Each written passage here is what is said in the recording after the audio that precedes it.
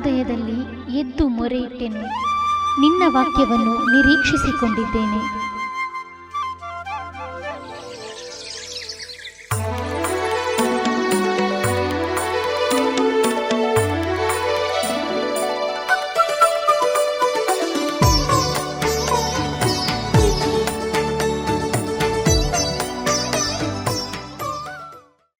ಶುಭ ಮುಂಜಾನೆ. ಎಲ್ಲರಿಗೂ ಯೇಸು ಕ್ರಿಸ್ತನ ನಾಮದಲ್ಲಿ ವಂದನೆಯನ್ನು ಸಲ್ಲಿಸ್ತೇನೆ.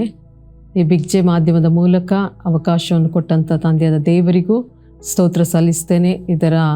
ಇದರಲ್ಲಿ ಡೈರೆಕ್ಟರ್ ಆಗಿರುವಂಥ ಪ್ರಶಾಂತ್ ಚತ್ತನ್ನ, ಅವರ ಕುಟುಂಬಕ್ಕೂ, ಇಲ್ಲಿ ಕೆಲಸ ಮಾಡುವಂಥ ಪ್ರತಿಯೊಬ್ಬರಿಗೂ ಯೇಸು ಕ್ರಿಸ್ತನ ನಾಮದಲ್ಲಿ ವಂದನೆಯನ್ನು ಸಲ್ಲಿಸ್ತೇನೆ. ಈ ದಿನ ನಾವು ಆರಂಭ ಮಾಡುವಾಗ ಅಂದರೆ ಪ್ರತಿದಿನ ನಾವು ಕ್ರಿಸ್ತನನ್ನು ಹಿಂಬಾಲಿಸುವವರಾಗಿ ಆತನನ್ನು ಆತುಕೊಂಡು ನಾವು ಜೀವಿಸುವ ಮಕ್ಕಳಾಗಿ ನಾವಿರಬೇಕು. ಯಾಕೆಂದರೆ ವಾಕ್ಯ ಹೇಳ್ತದೆ, ಕೀರ್ತನೆ 23:1-2 ಯೆಹೋವನು ನನಗೆ ಕುರುಬನು, ಕೊರತೆ ಪಡೆನು. ಆತನು ಹಸಿರುಗಾವಲುಗಳಲ್ಲಿ ನನ್ನನ್ನು ತಂಗಿಸುತ್ತಾನೆ, ವಿಶ್ರಾಂತಿಕರವಾದ ನೀರುಗಳ ಬಳಿಗೆ ಬರಮಾಡುತ್ತಾನೆ. ಹೇಗೆ ಅಂತಂದರೆ, ಕುರಿ ಏನು ಮಾಡ್ತದಂದರೆ, ಅದು ಕುರುಬನು ಹೇಗೆ ನಡೆಸ್ತಾನೋ ಹಾಗೆ ಕುರುಬನನ್ನು ಅದು ಹಿಂಬಾಲಿಸುವಂಥದ್ದಾಗಿದೆ. ಯಾಕೆಂದರೆ ಕುರುಬ ಬಂದು ಒಂದು ಒಳ್ಳೆಯ ಮಾರ್ಗದಲ್ಲಿ ನಡೆಸ್ತಾನೆ. ಅದೊಂದು ಹಸಿರಾದ ಮತ್ತು ಹುಲ್ಲುಗಾವಲುಗಳಲ್ಲಿ ಮತ್ತು ನೀರಿರುವಂಥ ಸ್ಥಳಗಳಲ್ಲಿ ಕುರುಬನು ನಡೆಸ್ತಾನೆ ಎನ್ನುವ ರೀತಿಯಲ್ಲಿ ಅದು ಕುರುಬನನ್ನು ಆ ರೀತಿ ಅದು ಹಿಂಬಾಲಿಸಿಕೊಂಡು ಹೋಗ್ತದೆ. ಅದು ಆಚೆ ಈಚೆ ಹೋಗೋದಿಲ್ಲ. ಯಾಕಂತಂದರೆ ಅದರ ಒಂದೇ ಒಂದು ವಿಷಯ ಏನಂತಂದರೆ, ಕುರುಬ ಹೇಗೆ ನಡೆಸ್ತಾನೋ ಅದೇ ಒಂದು ದೃಷ್ಟಿಯಲ್ಲಿ ಅದು ಹೋಗ್ತದೆ. ಒಂದು ವಿಧೇಯತೆ ಉಳ್ಳಂಥ ಕುರಿಮರಿ ಆಗಿದೆ.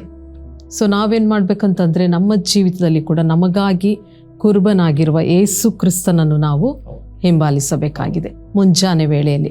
ಯಾಕಂತಂದರೆ ಪ್ರತಿದಿನ ದೇವರು ನಮ್ಮನ್ನು ಅತಿಶಯವಾಗಿ ಕಾಪಾಡ್ತಾ ಇದ್ದಾನೆ, ಒಂದಲ್ಲ ಒಂದು ವಿಧದಲ್ಲಿ. ಯಾಕೆಂದರೆ ಲೋಕದಲ್ಲಿ ಅನೇಕ ಜನರು ಒಂದೊಂದು ಕ್ಷಣದಲ್ಲಿ ಏನಾಗ್ತಾ ಇದೆ, ಏನು ಸಂಭವಿಸ್ತಾ ಇದೆ ಅಂತ ಗೊತ್ತಾಗ್ತಾ ಇಲ್ಲ. ಅದನ್ನು ನೋಡುವಾಗ ನಮಗೆ ಆಲೋಚನೆ ಆಗ್ತದೆ, ನಿಜವಾಗಲೂ ನಾವು ಕ್ರಿಸ್ತನ ಮಕ್ಕಳಾಗಿದ್ದೇವೆ, ಆತನ ಮಕ್ಕಳಾಗಿ ಜೀವಿಸ್ತಾ ಇದ್ದೇವೆ, ಆತನ ನಮಗೆ ಕುರುಬನಾಗಿ ನಮ್ಮನ್ನು ಪ್ರತಿದಿನ ನಡೆಸ್ತಾ ಇದ್ದಾನೆ ಎಂಬುದಾಗಿ. ಒಂದು ಜೀವಿತದ ಯಾತ್ರೆ. ಈಗ ಮುಂಜಾನೆ ನಾವು ನೀವು ಹೇಳಿದಾಗೇನೆ, ಮುಂಜಾನೆಯನ್ನು ಕಂಡ ನಿಮಿಷದಿಂದ ರಾತ್ರಿ ನಮ್ಮ ಕೆಲಸ ಕಾರ್ಯಗಳಿರ್ಬೋದು, ಅಥವಾ ಸೇವೆ ಮಾಡುವವರ ಒಂದು ವೇಳೆ ಸೇವೆಯ ಯಾತ್ರೆ ಇರ್ಬೋದು, ಯಾರು ಬೇಕಾದ್ರೆ ಆಗಿರ್ಬೋದು.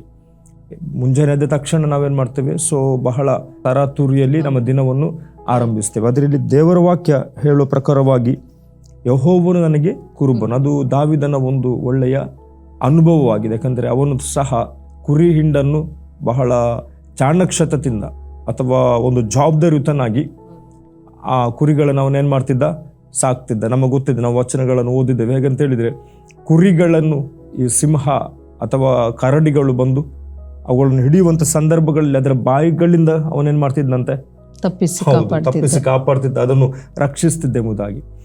ಹಾಗೇನೆ ನಮ್ಮ ಜೀವಿತದಲ್ಲಿ ಕೂಡ ಇದೊಂದು ಉತ್ತಮವಾದ ಒಂದು ಭಾಗವಾಗಿದೆ. ಹಾಗೆ ಇಲ್ಲಿ ಯೋಹಾನ ಬರೆದ ಸುವಾರ್ತೆ 10ನೇ ಅಧ್ಯಾಯ 27ನೇ ವಚನದಲ್ಲಿ ಹೀಗೆ ಹೇಳ್ತದೆ, ನನ್ನ ಕುರಿಗಳು ನನ್ನ ಸ್ವರಕ್ಕೆ ಕಿವಿಗೊಡುತ್ತವೆ, ನಾನು ಅವುಗಳನ್ನು ಬಲ್ಲೆನು, ಅವು ನನ್ನ ಹಿಂದೆ ಬರುತ್ತವೆ, ನಾನು ಅವುಗಳಿಗೆ ನಿತ್ಯ ಜೀವವನ್ನು ಕೊಡುತ್ತೇನೆ, ಅವು ಎಂದಿಗೂ ನಾಶವಾಗುವುದೇ ಇಲ್ಲ ಎಂಬುದಾಗಿ ವಾಕ್ಯ ಇಲ್ಲಿ ಹೇಳ್ತದೆ. ವಾಗ್ದಾನವಾಗಿದೆ.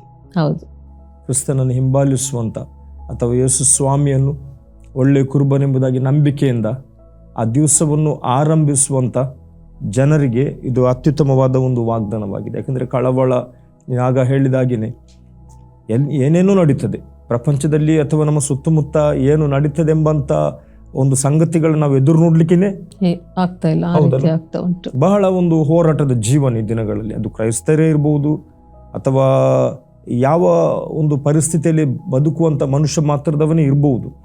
ಆದರೆ ಯೇಸು ಕ್ರಿಸ್ತನು ಕೂಡ ಇಲ್ಲಿ ಅದನ್ನೇ ಹೇಳ್ತಿದ್ದಾನೆ, ನನ್ನ ಕುರಿಗಳನ್ನು ಏನು ಮಾಡುವವು, ನನ್ನ ಸ್ವರಕ್ಕೆ ಕಿವಿಗೊಡುತ್ತವೆ. ಅರ್ಥ ಏನಂತ ಹೇಳಿದರೆ, ಬೆಳಿಗ್ಗೆ ಎದ್ದ ನಾವುಗಳು ಸತ್ಯವೇದವನ್ನು ಹುಡುಕಿ ಅದನ್ನು ನಾವು ಓದುವಂಥ ಸಂದರ್ಭಗಳಲ್ಲಿ ಆ ದಿನಕ್ಕೆ ನಮಗೆ ಮಾರ್ಗದರ್ಶನವನ್ನು ಕರ್ತನ ಯೇಸು ಕ್ರಿಸ್ತ ನಮಗೆ ವಾಕ್ಯದಲ್ಲಿ ಕೊಡುವನಾಗಿದ್ದಾನೆ. ಅದಕ್ಕೆ ಆಗ ಓದಿದ ಹಾಗೆ ಹಚ್ಚ ಹಸುರಾದ ಹುಲ್ಲುಗಾವಲು, ವಿಶ್ರಾಂತಿಕರವಾದ ನೀರುಗಳ ಬಳಿಗೆ. ಅಂದರೆ ದೇವರು ತನ್ನ ವಾಗ್ದಾನ ಒಂದು ಕಡೆಯಲ್ಲಿ, ತನ್ನ ಆತ್ಮನ ಸಹಾಯ ಮತ್ತೊಂದು ಕಡೆಯಲ್ಲಿ, ಎರಡು ಸಂಗತಿಗಳು ನಮ್ಮ ಜೀವಿಸುವಾಗ ನಾವು ದೇವರ ಸ್ವರಕ್ಕೆ ಕಿವಿ ಕೊಡ್ತೀವಿ. ಹೌದಲ್ಲ? ಹೌದು. ಏಕೆಂದರೆ ಕುರಿಗೆ ಗೊತ್ತಿತ್ತು ಕುರುಬನನ್ನು ಹಿಂಬಾಲಿಸುವಾಗ ಯಾವ ಕೊರತೆ ಕೂಡ ನನಗೆ ಆಗುವುದಿಲ್ಲ ಎಂಬುದಾಗಿ. ಸೊ ನಾವು ಕೂಡ ಕ್ರಿಸ್ತನನ್ನು ಹಿಂಬಾಲಿಸುವಾಗ ಅನೇಕ ಪರಿಸ್ಥಿತಿಗಳು ಏರುಪೇರುಗಳು ಬರ್ಬೋದು, ಆದರೆ ಕ್ರಿಸ್ತನನ್ನು ಹಿಂಬಾಲಿಸುವಾಗ ದೇವರು ನಮ್ಮ ಜೀವಿತದಲ್ಲಿ ಅತಿಶಯವಾಗಿ ನಮ್ಮನ್ನು ಕೊರತೆ ಇಲ್ಲದಾಗೆ ನಡೆಸುವಂಥ ದೇವರಾಗಿದ್ದಾನೆ. ಇಲ್ಲಿ ಕೀರ್ತನೆ 77 ಹೇಳ್ತದೆ, 19-20 ವಚನ ನಾನು ಓದ್ತೇನೆ. ನೀನು ಸಮುದ್ರದಲ್ಲಿ ಮಾರ್ಗ ಮಾಡಿದ್ದಿ, ಮಹಾಜಲರಾಶಿಗಳನ್ನು ದಾಟಿದ್ದಿ, ನಿನ್ನ ಹೆಜ್ಜೆಯ ಗುರುತು ಕಾಣಲಿಲ್ಲ. ಕುರುಬನು ಕುರಿಹಿಂಡನ್ನು ಹೇಗೋ ಹಾಗೆ ನೀನು ಮೋಶೆ ಆರೋನರ ಮುಖಾಂತರ ನಿನ್ನ ಪ್ರಜೆಯನ್ನು ಕರೆದೊಯ್ದು. ನೋಡಿ, ಇದು ಬಹಳ ಉತ್ತಮವಾದ ಒಂದು ಉದಾಹರಣೆ. ಯಾಕಂದ್ರೆ ಇದು ಏನೋ ಸುಮ್ಮನೆ ಬರ್ದಿಟ್ಟಿದ್ದಲ್ಲ, ಹೌದಲ್ಲ? ಹೌದೌದು. ಇದು ಮೋಶೆಯ ಮುಖಾಂತರ ಐಗುಪ್ತದಿಂದ ಬಿಡುಗಡೆ ಹೊಂದಿ ಬಂದ ತನ್ನ ಜನರನ್ನು ದೇವರು ಹೇಳ್ತಾರೆ, ಅವರು ನನ್ನ ಜನರ, ನನ್ನ ಚೊಚ್ಚಲು ಮಗ. ಸೊ ದೇವರು ಎಷ್ಟೊಂದು ಪ್ರೀತಿ ತನ್ನ ಜನರ ಮೇಲೆ ಇಟ್ಟಿದ್ದಾನೆ, ಹೌದಲ್ಲ? ಅವನು ಹೇಳ್ತಿದ್ದಾನೆ, ನೀವು ನನ್ನ ಕುರಿಗಳು, ನಾನು ನಿಮಗೇನಾಗಿದ್ದೇನೆ, ಕುರುಬನಾಗಿದ್ದೇನೆ. ಪ್ರೀತಿಯುಳ್ಳ ವೀಕ್ಷಕರೇ, ನಿಶ್ಚಯವಾಗಿಯೂ ಈ ಒಂದು ಮಾಧ್ಯಮದ ಮೂಲಕವಾಗಿ ನೀವು ವೀಕ್ಷಿಸ್ತಿರುವಂಥ ಅಥವಾ ಇದನ್ನು ಗಮನಿಸ್ತಿರುವಂಥ ನಿಮಗಿದರಲ್ಲಿ ಬಹಳ ಮುಖ್ಯವಾದಂಥ ಸತ್ಯ ಸಂಗತಿಗಳು ನೆಲೆಗೊಂಡಿದೆ ಪ್ರಿಯರೇ. ಆದ್ದರಿಂದ ನಾವು ಏನು ಮಾಡ್ಬೇಕಂತ ಹೇಳಿದರೆ, ಮುಂಜಾನೆ ಎದ್ದು ನಮ್ಮ ಪ್ರಶ್ನೆಗಳು ಇಕ್ಕಟ್ಟುಗಳು ಯಾವುದೇ ಇರಬಹುದು, ಕ್ರಿಸ್ತನು ಯೇಸುವು ಆತನು ಸತ್ಯದೇವರಾಗಿ ನನ್ನ ನಿನ್ನ ಕುರುಬನಾಗಿ ನಾವು ಆತನನ್ನು ಸೇವಿಸುವುದಾದರೆ ಅಥವಾ ಆತನನ್ನು ನಂಬುವುದಾದರೆ ಅಥವಾ ಮುಂಜಾನೆ ಎದ್ದು ದೇವರ ವಾಕ್ಯಕ್ಕೆ ವಿಧೇಯರಾಗಬೇಕು. ಅಂದ್ರೆ ದೇವರ ವಾಕ್ಯವನ್ನು ಓದಿ ನಾವು ಪ್ರಾರ್ಥನೆ ಮಾಡುವಾಗ ಆ ವಾಕ್ಯ ನಮ್ಮನ್ನ ಆ ದಿನವೆಲ್ಲ ನಡೆಸ್ತದೆ. ಕೊರತೆಗಳಂತ ನಾವು ಕಾಣಬಹುದು ನಮಗೆ, ಆದ್ರೆ ಆ ಕೊರತೆಗಳ ಮಧ್ಯದಲ್ಲಿ ದೇವರು ನಮಗೆ ಸಮೃದ್ಧಿಯನ್ನು ಆಶೀರ್ವಾದವನ್ನು ಕೊಡುವಂತ ಬಿಡುಗಡೆಯನ್ನು ಕೊಡುವಂತ ದೇವರು. ಅನೇಕರಿಗೆ ಕಾಯಿಲೆಗಳು ಅಥವಾ ಬೇರೆ ಯಾವುದೋ ಒಂದು ಕಷ್ಟಗಳು ಅಥವಾ ಸೋಲುವಿಕೆಗಳು, ಹೌದಲ್ಲ, ಸಾಲದ ಬಾಧೆಯಲ್ಲಿ ಇರ್ತಾರೆ, ಅಸೌಖ್ಯದಲ್ಲಿರ್ತಾರೆ ಅಥವಾ ಒಂದು ರೀತಿಯ ಒತ್ತಡಗಳಲ್ಲಿ ಇರ್ತಾರೆ. ಆದರೆ ಸತ್ಯ ದೇವರ ವಾಕ್ಯ ಹೇಳ್ತಿದೆ, ದಾವೀದನದಕ್ಕೆ ಹೇಳ್ತಿದ್ದಾನೆ, ಯೆಹೋವನು ನನಗೆ ಯಾರಾಗಿದ್ದಾನೆ, ಕುರುಬನಾಗಿದ್ದಾನೆ, ನಾನು ಕೊರತೆ ಪಡೆನು. ಬೇರೆ ಸತ್ಯವಾಕ್ಯ ಅಥವಾ ಸತ್ಯವೇದದಲ್ಲಿ ಬರೆಯಲ್ಪಟ್ಟಂಥ ದೇವರ ಮಾತುಗಳು ಇದನ್ನು ನಮ್ಮ ಜೀವಿತದಲ್ಲಿ ನಮ್ಮ ನಡೆಸುವಂಥದ್ದು. ಅದರಿಂದ ನಾವು ಚಿಂತಿಸಬೇಕಾಗಿಲ್ಲ. ಒಂದು ವೇಳೆ ನಮಗೆ ಸತ್ಯ ಹೇಳುವವರು ವಾಕ್ಯಗಳನ್ನು ತಿಳಿಸುವವರು ಯಾರಿದ್ದಾರೆ ಅಥವಾ ಹೀಗೆ ತಿಳ್ಕೊಳ್ಬಹುದು, ಒಂದು ವೇಳೆ ವೀಕ್ಷಣೆ ಮಾಡ್ತಿರುವವರು ನಮಗೆ ಇದು ಹೇಗೆ ಸಾಧ್ಯ ಆಗ್ತದೆ, ಅದಕ್ಕೆ ನಾವೇನು ಎಲ್ಲಿಗೂ ಹೋಗಬೇಕಾಗಿ ಇಲ್ಲ. ಅದಕ್ಕಾಗಿ ಯಾವುದೋ ಒಂದು ಸ್ಥಳವನ್ನು ಬಿಟ್ಟು ಸ್ಥಳಕ್ಕೆ ಅಲಿಯ ಬೇಕಾಗಿಲ್ಲ. ನಮ್ಮಲ್ಲಿ ಇರುವಂಥ ಸತ್ಯವೇದವನ್ನೇ ತೆಗೆದು ದೇವರು ಮಾತನಾಡಿದ ಮಾತುಗಳನ್ನೇ ನಾವು ಗಮನಿಸುವಾಗ ನಮಗೆ ಅರ್ಥ ಆಗ್ತದೆ ದೇವರು ಹೇಗೆ ನಮಗೆ ಕುರುಬನಾಗಿದ್ದಾನೆ ಅಂತ. ಯಾಕಂದರೆ ದಾವೀದನ ಮಾತನ್ನು ಬರಿಬೇಕಾದ್ರೆ ಅವನಲ್ಲೂ ಅಂಥ ಒಂದು ನಂಬಿಕೆ ಇತ್ತು. ಅವನ ಹೋರಾಟದಲ್ಲಿ, ಅವನ ಕಂಗೆಟ್ಟ ಸ್ಥಿತಿಯಲ್ಲಿ, ಅವನ ಇಕ್ಕಟ್ಟಿನಲ್ಲಿ, ಯಾಕೆಂದ್ರೆ ದಾವೀದನು ಅದನ್ನ ಅನುಭವದಿಂದ ಸವಿದು ನೋಡಿದ್ರಿಂದಲೇ ಆ ಕೀರ್ತನೆಯನ್ನು ಅವನು ಬರೆದಿರೋದು, ಯೆಹೋವನು ನನಗೆ ಕುರುಬನು, ಕೊರತೆ ಪಡೆನು ಎಂಬುದಾಗಿ.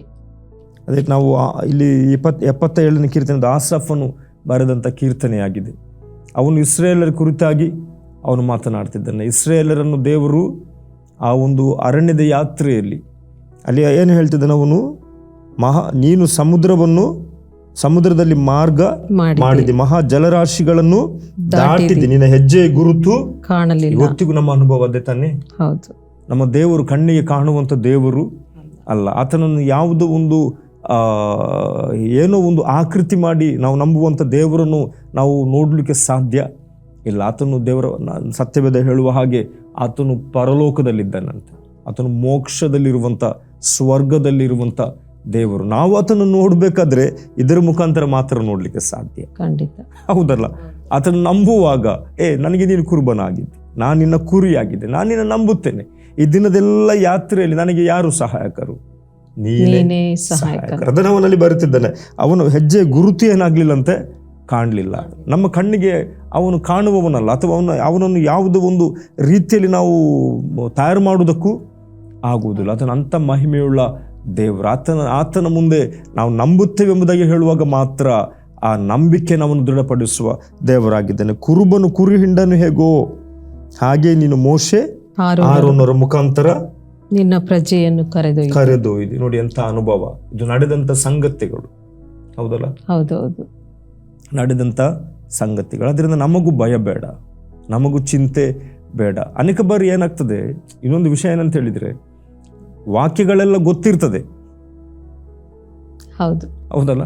ಈಗ ಇದು 23ನೇ ಕೀರ್ತನೆ ಇವತ್ತು ನಾವೀಗ ಮುಂಜಾನೆ ಓದಿದಂಥ ಸಂದರ್ಭಗಳಲ್ಲಿ ವಾಕ್ಯ ಸಣ್ಣದ್ರಿಂದಲೂ ನಮಗೆ ಅದರ ಓದಿ ನಮಗೆ ಅದು ಗೊತ್ತಿದೆ. ಅದರ ಅಲ್ಲಿರುವಂಥ ಸತ್ಯಾಂಶ ಅಥವಾ ಮಹತ್ವ ಅದನ್ನು ನಾವು ಅನುಭವಿಸುವುದರಲ್ಲಿ ಏನಾಗಿದ್ದೇವೆ, ಹಿಂಜರಿದಿದ್ದೇವೆ, ಅಥವಾ ನಮಗೆ ಆ ಒಂದು ಅನುಭವ ಇಲ್ಲದಾಗಿದೆ. ಒಟ್ಟು ವಾಕ್ಯ ಗೊತ್ತಿದೆ, ಬೈಬಲೆಲ್ಲ ಹೊತ್ತು 23ನೇ ಕೀರ್ತನೆಯನ್ನು ಇವತ್ತು ನಾವು ಹೇಳುವುದರಿಂದಲೇ ಜನರಿಗೆ ಗೊತ್ತಾಗ್ತಿರುವುದಲ್ಲ. ಹೌದಾ? ಹೌದು. ಎಷ್ಟು ಸಣ್ಣದ್ರಿಂದಲೇ ಅದು ತಿಳಿದಂಥ ವಚನ. ಆದರೆ ಅದನ್ನು ಹಿಂಬಾಲಿಸುವುದರಲ್ಲಿ ಅಥವಾ ಅದರಲ್ಲಿರುವಂಥ ಸತ್ಯವನ್ನು ನಮ್ಮ ಜೀವಿತಕ್ಕೆ ಅಳವಡಿಸಿಕೊಳ್ಳುವುದರಲ್ಲಿ ನಮಗೆ ಅದರ ಆಲೋಚನೆ ಇಲ್ಲದೆ ಹೋಗಿರುವುದರಿಂದ ಇಕ್ಕಟ್ಟುಗಳು, ವೇದನೆಗಳು, ಕಷ್ಟಗಳು, ಅಸೌಖ್ಯಗಳು, ಬಾಧೆಗಳು, ಉಪದ್ರವಗಳು ಬರುವಂಥ ಸಂದರ್ಭಗಳಲ್ಲಿ ನಾವೇನಾಗ್ತೇವೆ, ಹೋಗಿ ಹೋಗ್ತೇವೆ. ಸೊ ಅದರಿಂದ ಪ್ರಿಯರೇ, ಈ ಮುಂಜಾನೆ ಈ ವಾಕ್ಯವನ್ನು ನೀವು ಕೇಳುತ್ತಿರುವಾಗ ಅದರ ಬಗ್ಗೆ ಆಲೋಚನೆ ಮಾಡಿಕೊಳ್ಳ್ರಿ, ಇದನ್ನು ಜೀವಿತಕ್ಕೆ ಅಳವಡಿಸಿಕೊಳ್ಳ್ರಿ. ನಮ್ಮ ತಪ್ಪುಗಳಿರ್ಬೋದು, ಕೊರತೆಗಳಿರ್ಬೋದು, ನಾವು ಅದನ್ನು ಬಿಟ್ಟು ಕರ್ತನ ಬಳಿಗೆ ಬಂದು, ಒಂದು ವೇಳೆ ಮೊದಲ ಬಾರಿಗೆ ಈ ಮಾತುಗಳನ್ನು ನೀವು ಕೇಳ್ತಿರಬಹುದು, ಚಿಂತೆ ಮಾಡೋದು ಬೇಡ. ನಮ್ಮನ್ನು ಪ್ರೀತಿಸುವ ದೇವರು ನಮ್ಮ ಪಕ್ಷದಲ್ಲಿ ಇದ್ದಾನೆ. ಹೌದಲ್ಲ? ನಮ್ಮನ್ನು ನಡೆಸುವಂತ ದೇವರು ನಮ್ಮ ಪಕ್ಷದಲ್ಲಿದ್ದಾನೆ. ಯಾಕೆಂದ್ರೆ ಅವನು ಇಮ್ಮಾನುವೇಲ, ದೇವರು ನಮ್ಮ ಸಂಗಡ ಇದ್ದಾನೆ. ಆತನು ಸದಾ ನಮ್ಮ ಸಂಗಡ ಇದ್ದಾನೆ ಎಂಬುದಾಗಿ ನಾವು ತಿಳಿದುಕೊಂಡು ಆ ದಿನದಲ್ಲಿ ನಾವು ನಮ್ಮ ದಿನವನ್ನು ಆರಂಭ ಮಾಡುವಾಗ ಆ ದಿನವು ನಮಗೆ ಆಶೀರ್ವಾದವಾಗಿ ದೇವರು ನಡೆಸಿಕೊಡ್ತಾನೆ. ಖಂಡಿತವಾಗಿಯೂ ದೇವರು ಈ ವಾಕ್ಯಗಳನ್ನು ಆಶೀರ್ವದಿಸಲಿ. ಪ್ರಾರ್ಥನೆ ಮಾಡೋಣ. ಸರ್ವಶಕ್ತನಾದ ಒಳ್ಳೆಯ ತಂದೆಯೇ, ನಿನಗೆ ಸ್ತೋತ್ರಪ್ಪ. ನೀನು ಒಳ್ಳೆಯವನು, ಒಳ್ಳೆಯದನ್ನೇ ಮಾಡುವ ದೇವರಾಗಿದ್ದಿ. ಈ ಮುಂಚಾನೆ ವೇಳೆ ನಿನ್ನ ತ್ರಾಣವುಳ್ಳ ಹಸ್ತದ ಕೆಳಗೆ ಒಪ್ಪಿಸಿಕೊಡುತ್ತೇವೆ.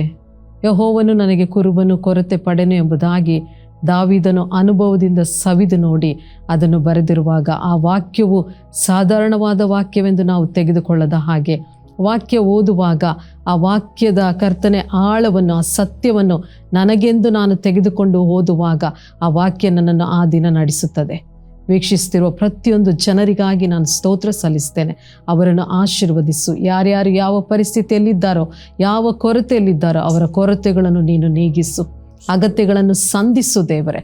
ಕೃಪೆಯಿಂದಲೇ ಆಶೀರ್ವದಿಸಿ ನೀನೇ ಮಹಿಮೆ ಹೊಂದಬೇಕಾಗಿ ಯೇಸು ಕ್ರಿಸ್ತನ ನಾಮದಲ್ಲಿ ಪ್ರಾರ್ಥಿಸಿ ಬೇಡಿ ಹೊಂದಿದ್ದೇವೆ ತಂದೆಯೇ. ಆಮೇಲೆ ದೇವರು ನಿಮ್ಮೆಲ್ಲರನ್ನು ಆಶೀರ್ವದಿಸಿ.